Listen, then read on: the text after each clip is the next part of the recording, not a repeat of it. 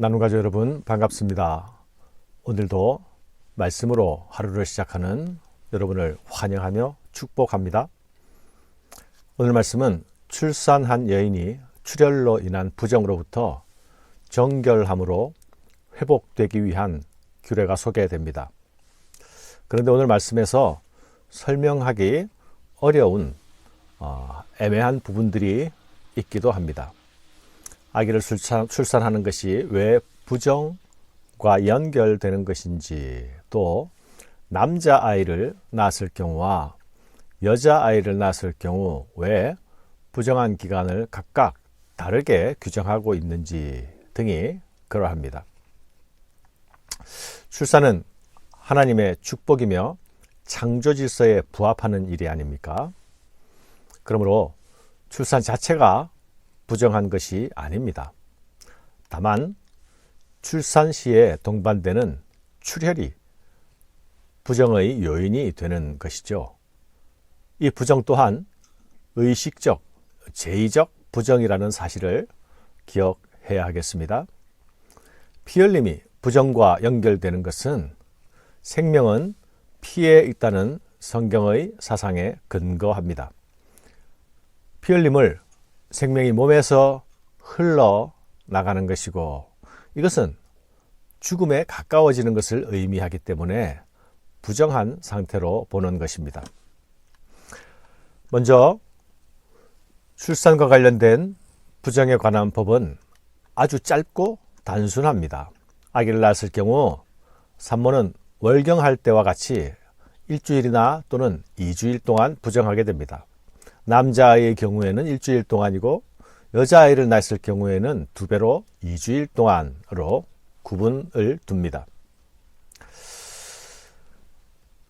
남자아이를 낳으면 제8일에 할례를 행해야 합니다. 그 후 33일 동안 성소 접근이 제한됩니다. 산모는 부정이 7일이 지나면 그 부정이 해소되지만 산모의 산혈이 완전히 깨끗함을 기다리는 기간 동안, 정결케 되는 동안 성물 접촉이 금지되어서 그동안은 제물을 바칠 수가 없습니다. 거룩한 것도 만질 수가 없습니다. 화목제의 고기도 먹을 수 없습니다. 하지만 일상 속에서 모든 생활은 제한받지 않습니다. 여자를 낳을 경우 산모는 14일 동안 부정하게 되며 이후로 66일 동안 성소와 성물 접촉에 제한을 받습니다. 남아 출산의 경우 40일, 여아 출산의 경우 80일 동안 산모는 성소에 올라갈 수 없는 셈입니다. 여자와 남자아이 출산의 두 가지 경우의 부정기간이 다른 것은 어떤 이유일까요? 이것에 대한 여러 가지 설명들이 시도되었지만 확실한 것은 없습니다. 그러나 개연성이 있다고 여겨지는 한 가지는 남자아이의 경우 8일째 할례를 받아야 한다는 것과는 연관이 있을 수도 있다고 여겨집니다. 그런데 여러분, 고대 사회가 노동력 중심의 사회라는 점을 고려해 보면 긴 기간의 정결기간을 가지는 것은 이 정결기간을 정해둠으로써 산모가 합법적으로 적절한 쉼과 회복의 기간을 보장하는 역할을 했을 것입니다. 우리 윗세대 어른들만 하더라도 아가야 나는 출산하고 하루 만에 부엌으로 나갔다라는 시집살이 이야기들을 전해주고 있지 않습니까? 이런 점에서 보면 산모의 정결기간은 출산한 여성의 배려로 이해할 수 있을 것입니다. 우리가 오해하지 말아야 할 것은 산모의 부정은 월경 때와 같이 부정한 것입니다. 산모의 부정은 산모 자신의 부정이 아니라는 것이죠. 곧 죄로 인한 부정이 아니라는 것입니다. 부정의 핵심은 피 흘림에 있습니다. 아들과 딸은 부정에 영향을 주는 요소도 아닙니다. 오늘 말씀에서 산혈이 깨끗하리니가 반복되고 있지 않습니까? 33일이나 66일은 출산한 산모의 자궁이 완전히 깨끗하게 회복되는 시간을 기다리는 것입니다. 이것이 다른 부정과의 차이점입니다. 이 기간 동안 산모는 활동의 제한을 받으면서 회복을 위한 배려를 받는 셈입니다. 일종의 산후조리법이라고 할 수 있겠습니다. 정한 기한이 다 차면 산모는 성소에 올라가 번제를 위한 1년생 양과 속죄제를 위한 비둘기를 가져갑니다.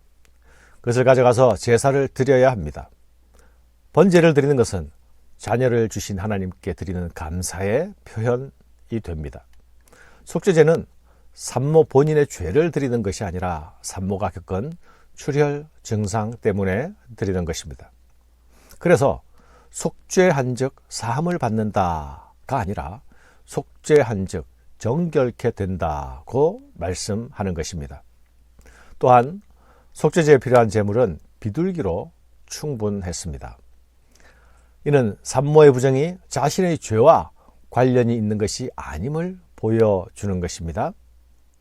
누가복음 2장 21절에서 24절에 보면 예수님의 할례와 마리아가 출산 후 행한 정결의식에 대하여서 보도해 줍니다.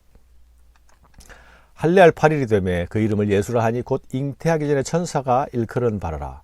모세의 법대로 정결 예식의 날이 참에 아기를 데리고 예루살렘에 올라가니 이는 주의 율법에 쓴 바 태에 처음 난 남자마다 주의 거룩한 자라 하리라 한 대로 아기를 죽게 드리고 또 주의 율법에 말씀하신 대로 산비둘기 한 쌍이나 혹은 어린 집비둘기 둘로 제사하려 함이더라.